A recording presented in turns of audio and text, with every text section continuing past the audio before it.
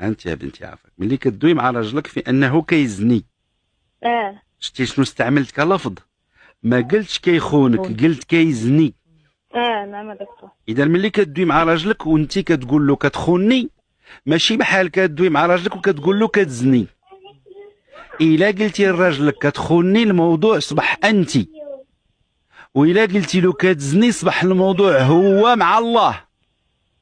شكون الموضوع اللي ثقيل؟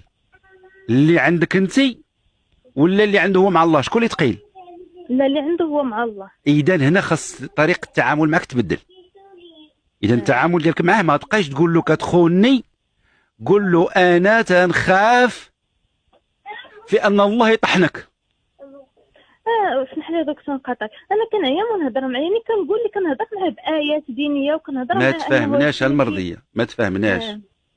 راه ملي كنتي داويه معايا